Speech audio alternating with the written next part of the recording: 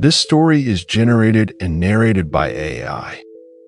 Please excuse any minor audio glitches you may hear. Your feedback helps us make each tale stronger. If you've ever felt like a place was watching you, you're not alone. Let me tell you what happened when I stepped into a village that doesn't exist. I wasn't supposed to take that road. The man at the petrol station had warned me in that offhand way locals sometimes do, with a smile too wide to mean it. Said something like, "That stretch is a ghost. Satnav thinks it's there, but it ain't. Might drop you in the lock if you're not careful." I laughed, nodded, and took the road anyway. It was dusk, and the highlands looked like an oil painting soaked in storm water. Rolling fog twisted between the trees like pale, shifting fingers. My rental car groaned as it crawled up the incline, tires slipping on moss-slick gravel. The GPS spun in place until it blinked out entirely. I don't know how long I was driving, half an hour, maybe more. The road narrowed into a single muddy track, hemmed in by black pine and gnarled oak. Then, just as I was debating whether to turn around, I saw a sign. It was wooden, hand-carved, leaning at an angle like it had been driven into the ground centuries ago. The name etched into it read, Greischel. The letters were warped, the kind you see on old gravestones. I had never heard of it. Not on any map. Not in any guidebook. But the fog lifted slightly, and I saw a village nestled in the hollow ahead, no more than a dozen houses, a crumbling stone church, and a single winding path leading deeper into the woods, and for some reason, I kept driving. The village seemed suspended in time. Everything looked old, but not abandoned, more like it had simply stopped aging. Thatched roofs sagged but held strong. Stone walls were moss-lined but uncracked. I parked near a crooked well and stepped out, immediately struck by how silent it was. No wind. No birds. Not even the chirp of insects. Then the fog shifted again, and from one of the houses, a figure emerged. She was small, hunched, wrapped in a gray shawl. She didn't speak right away, just stared at me with eyes the color of peat. Finally, in a voice like crumpled paper, she said, "You've come late, but there's still time." I blinked. "I'm sorry." She tilted her head. "You'll be needing a place. The hollow house is empty, for now." I told her I wasn't staying long, just passing through. She nodded, but it felt like she didn't believe me or didn't care. She led me up a narrow lane lined with leaning fences and splitwood gates. We stopped before a cottage set slightly apart from the others, half swallowed by ivy. It was meant for someone else, but the forest chooses, not us. She handed me a rusted key and turned to leave. I called out to ask her name. She didn't answer. The inside of the cottage smelled like damp stone and old firewood. The windows were fogged from the inside.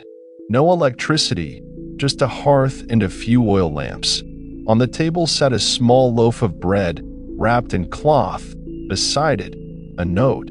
No name, no message. Just a symbol scratched into the paper, a kind of spiral, with branches or antlers curling outward. That night, I tried to sleep, but I kept hearing it. A sound. Low, steady, like breathing. At first I thought it was wind, but the trees outside weren't moving. It wasn't until just before dawn that I realized the sound was coming from beneath the floorboards. The next morning, I wandered into what I guessed was the village square. An old man sat outside the church, sharpening a blade that looked too old to be practical. I asked him how far the nearest town was, if there was a mechanic, a phone, anything. He stared at me for a long time before answering. "You've come through the fog, then. Best not to go back. Things in the Vale don't like to be disturbed." When I asked him what that meant, he only shrugged. "The green remembers," he muttered. "It always remembers." There was a pub, if you could call it that, a low-roofed room behind a sagging door. Inside, 3 people sat in silence, not drinking, just waiting. The moment I stepped in, they turned to look at me, not in curiosity, but recognition. Like they already knew me, like they had been expecting me. I stayed one more night. Told myself it was just fatigue, just imagination. But the sound came again, stronger now, rhythmic, like a heartbeat echoing through stone. I pressed my ear to the floorboards, and for a moment, I thought I heard my name whispered between the beats. At dawn, I packed my things. I was leaving, or at least, I tried to. The car wouldn't start. Not even a click. I checked the engine. Nothing obvious. Battery was fine. Wires untouched. No corrosion. I walked to the edge of the village to get a signal, but the path just looped. No matter which direction I took, I ended up back at the crooked well. I even marked a tree with a pocket knife. Deep, unmistakable gouges. I walked straight for 20 minutes, and when I stopped, I was looking at the same tree, still bleeding from the cuts. I went back to the cottage. The bread was gone. In its place was a wooden bowl of something warm, stew or broth. I didn't touch it, but I noticed the note had changed. Same paper, same antlered spiral, but now 3 words were written beneath it, the hollow fills. The villagers stopped pretending after the 3rd day. Not that they were pretending well to begin with, but they no longer nodded politely, no longer offered vague, cryptic phrases. They watched me now openly, constantly, from windows, from behind doorways, from the edge of the woods, always with that same expression, like they were waiting for something to happen, or worse, for me to do something I hadn't yet realized I was supposed to do. I tried asking questions, direct ones, but every attempt was met with silence, or that same phrase, over and over, the hollow fills. It became a refrain, like a hymn. Even the children said it. A small girl in a torn red dress whispered it when I passed the church. 2 boys drawing circles in the dirt said it without looking up. No one explained what it meant. On the 4th morning, I woke to find the inside of my cottage changed. Not the furniture, but the walls. They were covered in carvings, dozens of them, like someone had taken a blade to the stone itself. Symbols I didn't recognize, interlocking spirals. Branching antlers, wide staring eyes. They hadn't been there the night before. I went to the church, not for prayer, but because it was the only place I hadn't looked inside. It was dark, colder than the outside air. A long altar ran down the center, draped in tattered green cloth. No cross, no saints. Only a single wooden mask mounted above it. The mask was wide and round, carved from black ashwood. It had no mouth, only eyes. Too many eyes, 7 of them, arranged like a crown, each one slightly different in size and angle. As I stared, I realized the eyes weren't carved flat. They bulged, slightly, as if something behind the mask was pushing through. There was someone else in the church, a man, maybe in his 30s, dressed in faded green wool. He stood at the far end of the room, whispering, not to me, but to the altar itself. I approached cautiously and asked him what this place was. He didn't look at me, only said, "It remembers the shape of men, but it wears them thin." Then he turned to me, and I saw that he was weeping, but not from his eyes, from the pores of his cheeks. Clear, thin streams like sweat. They ran in perfect lines down his face, never breaking, never stopping. He smiled and walked past me, murmuring, "Don't resist it. It's easier if you don't. That night, I dreamed I was underground, beneath the village, beneath the woods. The earth around me pulsed like muscle, and I was being dragged, not by hands, but by roots. They curled around my limbs, gentle at first, then tightening, and just before I woke, I heard a voice, ancient, layered, like many throats speaking at once. We only borrow the skin. You are hollow, and the hollow must be filled. I woke gasping. There was dirt on the floor, not just a little, a trail of it, leading from the door to my bed, small clumps of moss, wet leaves, scraps of bark. Something had been inside, and beneath the pillow, a gift, a bundle of animal bones, tied with green twine, arranged in the shape of a person, but with antlers. I should have run, but there was nowhere to run. Every path looped, every direction ended at the same tree, the same stone, the same well. I tried screaming one night, just to see if anything would answer, and something did, from deep in the woods, a long, low howl, not canine, not human, something in between. It echoed for almost a full minute, and when it stopped, I swear I heard movement, like something crawling, slow and deliberate, just outside the reach of the moonlight. The next day, I found the well uncovered. Its stone lid had been pushed aside, the moss peeled clean off the edges. I looked down into it. I don't know how deep it went. I never saw the bottom, only roots, thousands of them, shifting like muscle beneath water. And behind them, something that shimmered green in the dark, like eyes or scales. That night, the villagers gathered, not in the square, but in the clearing behind the woods. I only saw it because of the firelight flickering through the trees. I followed quietly, careful not to step on branches. When I reached the edge, I stopped cold. There were maybe 24 of them, standing in a circle, heads bowed. In the center stood the old woman who had given me the key. She was no longer hunched, no longer frail. She stood tall, eyes wild, robes flowing like roots in a storm. She raised her arms and chanted in a language I couldn't place. It sounded like stone grinding against wood. And then, from the trees, it emerged.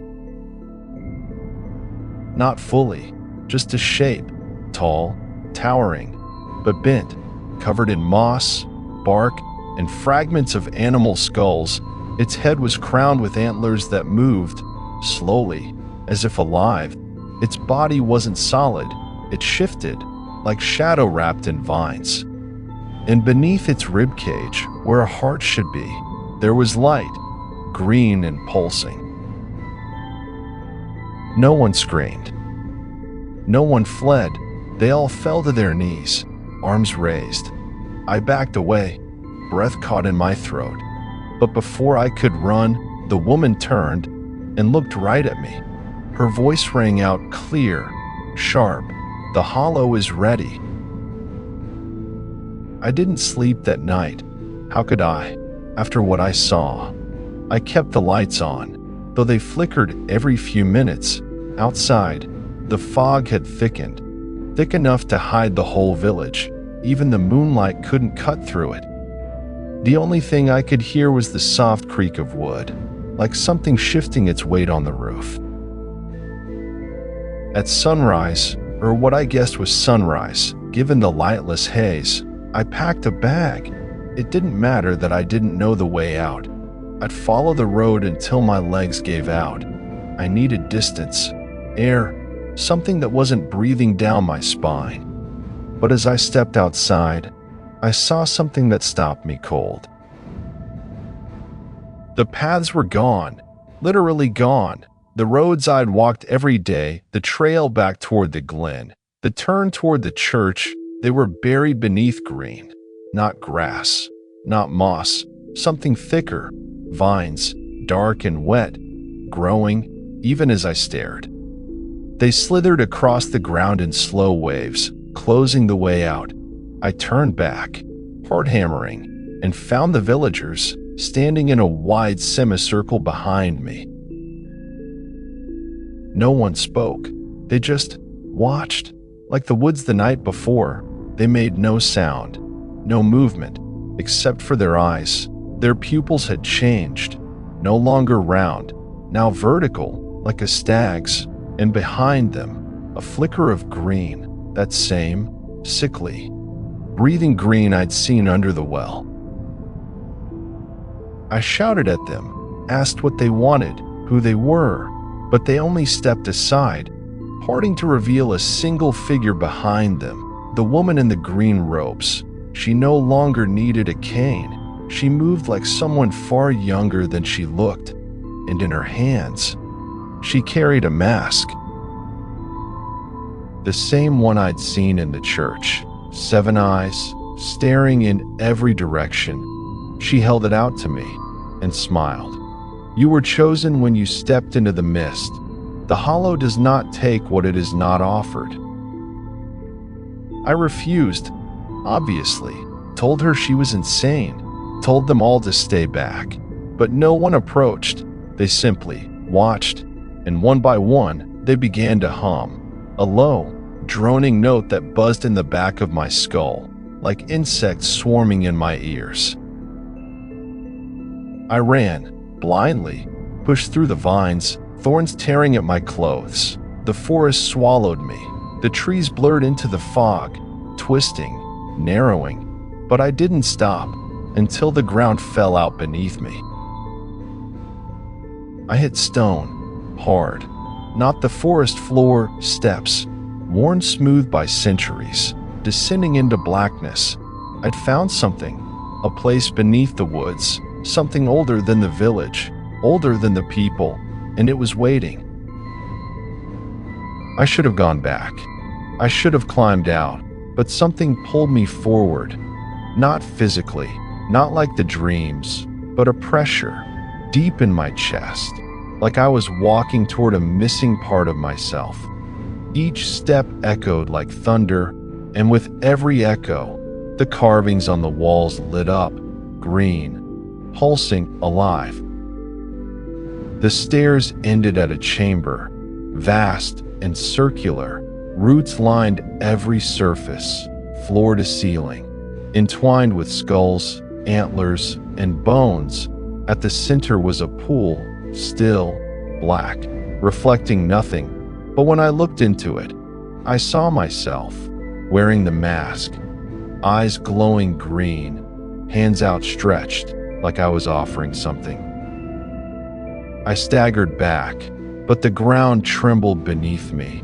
The roots writhed, the chamber pulsed, and from the pool, it rose, the figure from the woods, but larger, clearer, a god, if you could call it that, antlers of ash, eyes of hollow light, limbs like gnarled branches, and inside its chest, a hole, not a wound, not a cavity, a space, shaped like a man. It didn't speak with words. It didn't have to. The voice filled the chamber.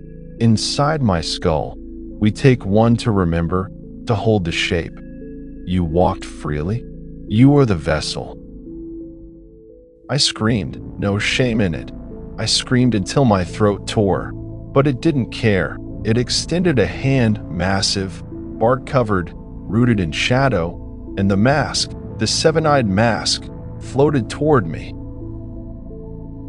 But something changed. I reached for it. Not willingly, but my body moved on its own, and in that moment, something else screamed. Not me, not the god. A woman's voice, sharp, human, real. It was the innkeeper. She stood at the top of the stairs, eyes wide, face pale, and in her hands, a blade, carved from bone. She threw it toward me. It landed at my feet, and suddenly, for the first time, I had a choice. To take the mask and vanish into whatever this thing wanted, or take the blade and cut the bond, the vessel, or the sacrifice. I looked back at the god and saw that its shape had started to crack. It wasn't solid anymore. Parts of it shimmered, twisted, like it was struggling to hold the form, because I hadn't said yes, not yet, and maybe, just maybe, that mattered. I made my choice. I didn't hesitate. I reached for the blade. It burned in my hands, not with fire, but something deeper, like it knew what I was about to do. The god reeled back, not in fear, but in curiosity, like it hadn't expected me to fight. The mask floated there, still hovering between us, and the moment I looked into its 7 eyes, I saw everything, not just this forest or this hollow, but every face it had worn, every life it had swallowed, men and women, pulled from across centuries, wanderers, outcasts, travelers like me. Each one had stood where I stood, and they had all said yes. I whispered something I don't remember, a prayer maybe, or a curse. Then I drove the blade into the pool. The water didn't splash. It shattered, like glass under pressure, and with it, the room screamed. Not sound. Not really. It was like the very shape of the air had turned inside out. The walls writhed, the roots shriveled, the god howled. A sound that shook my ribs like drums. It reached for me, clawed limbs tearing through the chamber, but the blade was inside the pool now, and the pool was unraveling. Light poured from the cracks, green first, then white, then something too bright to name. The mask twisted midair, then dropped like dead weight. I didn't touch it. The god surged one last time, limbs stretching to cover the hole in its chest. But it was too late. Whatever bound it here, whatever ritual kept it tethered to this place, it was broken.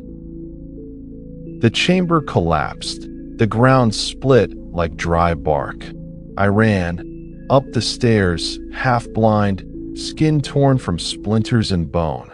The innkeeper was gone, or maybe she was never there at all. When I emerged, the forest was quiet, not foggy, not alive, just still.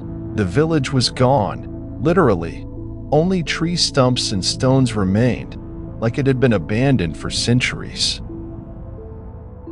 I walked for what felt like hours. The path back to the road was clear now. No vines, no watchers, and by sundown, I saw cars again, streetlights, the world. No one believed me. Of course, they said I must have fallen, hit my head, hallucinated, but I still have the scar from the blade, a perfect ring around my palm, like bark grew in reverse. And sometimes, when the wind blows through certain trees, I hear it hum. It's been 6 months. I've moved across the country, changed my name. I haven't gone near the woods, but I don't sleep well, because every night, in that moment between dreaming and waking, I see those 7 eyes still floating, still waiting. The hollow was broken, but the god wasn't gone. It just needs time, and the next person to wander too far into the wrong mist.